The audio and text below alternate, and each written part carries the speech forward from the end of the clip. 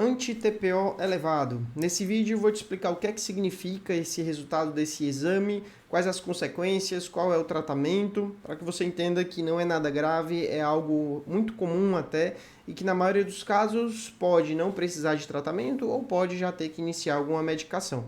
Então deixa eu colocar aqui as imagens. Aqui você está vendo uma imagem da glândula tireoide, né? Tireoide é uma glândula que fica no pescoço, que ela produz hormônios que são essenciais para o nosso metabolismo, T3 e T4.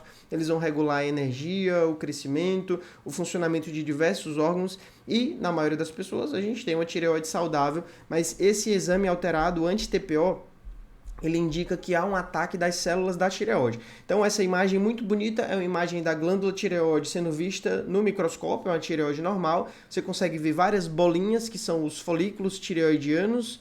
E esses folículos, essas células da tireoide, quando o paciente tem um problema chamado tireoidite de Hashimoto, eles são destruídos, eles são atacados e começam a aparecer áreas inflamatórias dentro da tireoide. Então a tireoide normal ela vai deixando de funcionar porque o tecido vai sendo substituído. O corpo produz um anticorpo, dois anticorpos na verdade, né? Anticorpos que vão atacar a tireoide, que são os anticorpos anti-tireoglobulina e anti-tireoperoxidase, no caso o anti-TPO, que eles vão atacar proteínas que ficam dentro da tireoide. Então aqui é um esquema, a fisiologia mostrando justamente a tireoglobulina, ela que é um precursor dos hormônios tireoidianos, e a tireoperoxidase, que é uma enzima que trabalha dentro da tireoide, que coloca o iodo dentro dessa tireoglobulina. Então são duas partes da tireoide que acabam sendo atacados por reação do corpo. A causa desse problema nós não sabemos, por que é que o corpo decide atacar a própria tireoide, mas a gente sabe que à medida que o tempo vai passando, chega uma hora que a tireoide ela está tão inflamada, né, que não tem mais parte normal da tireoide. Ela deixou de ser uma tireoide saudável e passou a ser uma tireoide toda doente que não consegue produzir o hormônio. Então a principal consequência é a falta de hormônio da tireoide. Você pode descobrir o problema, que seria a tireoidite de Hashimoto, ainda sem o hipotireoidismo, em estágio bem inicial, que nesse caso não tem muito o que fazer, porque é uma doença imunológica, a gente não vai lhe dar um imunossupressor para tirar a sua imunidade e você desenvolver infecções. Então, no estágio inicial, geralmente não há indicação de nenhum medicamento, apenas mudanças do estilo de vida. À medida que essa inflamação e essa destruição da tireoide ela vai progredindo, chega uma hora que falta o hormônio tireoidiano e a gente dá o hormônio, trata o hipotireoidismo, tá? Então vamos lá para alguns cenários, né? Então, às vezes o paciente faz o exame, anti-TPO inferior a 3, a referência é 5,6 nesse laboratório. Então, isso está negativo, quer dizer que você não tem esse exame alterado, não quer dizer que você não tenha, porque em algumas pessoas, por algum motivo, o exame dá negativo, mesmo que o paciente tenha a tireoidite de Hashimoto. Aqui um outro cenário, o anti-TPO vindo 89, a referência é 35.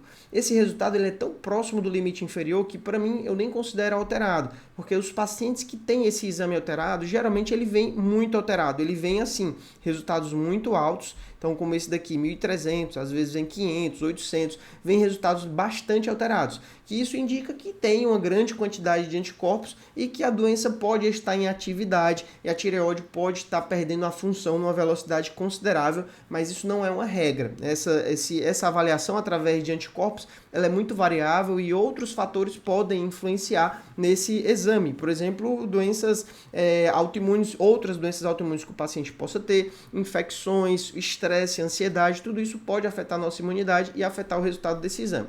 Um ponto importante é que esse exame ele não tem correlação clínica. Então, tipo assim, ele pode estar alto ou baixo, ele não vai mudar os sintomas que o paciente sente. Os sintomas a gente avalia por outros dois exames, seria o T4, TSH e T4 livre. Então, aqui outro ponto para você entender, né, como é que acontece. A tireoide normal, aqui é o exame de ultrassom, à medida que o tempo vai passando, ela vai ficando bem inflamada, bem alterada. Aqui uma outra imagem, na verdade, está trocada. Essa daqui é uma tireoide normal, o paciente fez a cirurgia, foi cortada a tireoide, você vê o tecido normal, a coloração normal, e à medida que o tempo vai passando, na tireoidite, ela muda completamente o aspecto. Então, é como se substituísse o tecido, fica uma outra coisa, né? Aqui apenas linfócitos, células de defesa, né, que não tem mais função. Como não tem mais tecido para produzir hormônio, ela acaba não conseguindo produzir hormônio. Então essa é a consequência da tireoidite de Hashimoto.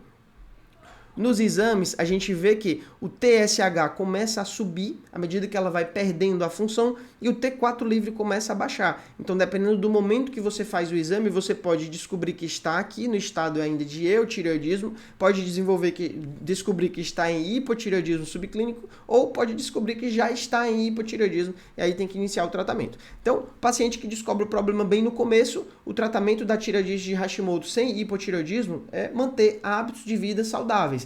São as formas que nós temos para melhorar a imunidade e diminuir o ataque do corpo contra a tireoide. Mas é importante saber que mesmo quem faz tudo certo, isso não previne completamente, isso só ameniza o problema, tá? Já que nós não compreendemos tão bem a causa, o porquê que aparece, a gente não tem como prevenir ou pelo menos reverter, tá? Mas hábitos de vida como atividade física, alimentação, evitar comer comidas industrializadas, comidas mais naturais, comida feita de casa mesmo, sem ser processados, né? Alimentação, atividade física, o sono adequado, beber bastante água, evitar estresse, evitar o consumo de bebida alcoólica, de cigarro, né? Tudo isso que contribui com uma saúde, né, boa, né? Se você se cuida mais, você vai ter problemas menos intensos de saúde. À medida que o exame TSH se altera, quando o paciente entra em hipotireoidismo, aqui a gente vai iniciar a reposição da levotiroxina, que é o hormônio T4. Então, alguns pacientes assistem vídeos no YouTube de outros profissionais e eles falam que a tireoide está doente por conta do intestino e prescrevem probióticos ou suplementos para o intestino. Tudo isso não tem embasamento científico, não existem estudos comparando e confirmando isso, tá? Isso pode até ser possível para outras doenças autoimunes, mas para a doença da tireoide, basicamente o que funciona e o que realmente faz efeito é isso, acompanhar o momento em que surge o hipotireoidismo. Até lá, tente viver uma vida saudável, não é uma certeza que vai desenvolver essa condição, não é uma certeza o paciente ter que tomar medicação para tireoide, tá? E quando inicia, é uma medicação que você toma pela manhã, todo dia, que faz exatamente o mesmo efeito da tireoide, do hormônio produzido pela tireoide. Então é possível viver uma vida completamente normal. Então, antes de ter o hipotireoidismo, o paciente não apresenta sintomas do Hashimoto, mas alguns acham que sentem porque são meio que sugestionados quando a gente lê a lista dos sintomas do hipotireoidismo, ou os sintomas são causados por outras condições. Então, a ansiedade, o estresse, a anemia, às vezes um problema no fígado, no rim, tudo isso pode causar sintomas que parecem tireoide e não é. Então é importante passar por um profissional, um especialista, que quem trata as doenças da tireoide ou é o endocrinologista ou é o cirurgião de cabeça e pescoço.